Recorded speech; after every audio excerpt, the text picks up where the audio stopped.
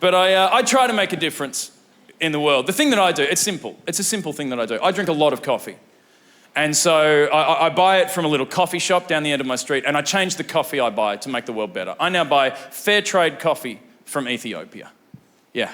That means the money that I spend on coffee goes to people in Ethiopia that get decent wages and decent working conditions.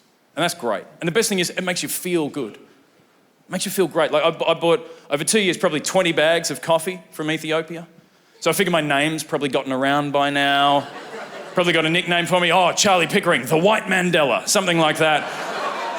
And that just makes you feel good. That just makes you feel good to get that recognition from them. You're making a difference. You know, that's just great. Hakuna Matata. It's awesome, right?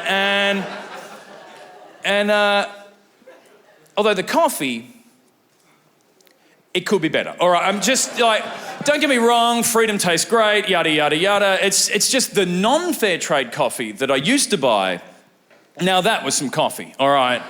Like, I don't know what it is about cruel, oppressive regimes that just give the beans that rich, full-bodied flavour, you know? I don't know, maybe the oppressed just work harder. I don't know, you know. Maybe the constant threat of not surviving to the end of the day is a good motivator to leap out of bed and roast some beans. I don't know. Because I don't know, maybe, you know, I don't know, I'm not an expert, but maybe fair trade workers, bit lazy. I don't know, I'm just saying, because I've had a number of fair trade jobs and I've barely tried in any of them. And I just think maybe a bit of extra coin in the pocket and they've taken their foot off their gas. And I'm a bit disappointed by that. I'd hate to think that my generosity is harbouring a near enough is good enough attitude in Ethiopia. That's not cool. That is not cool at all, and it makes me angry. I mean, to be honest, I've started checking my coffee for twigs. You can't trust these fair trade slackers. And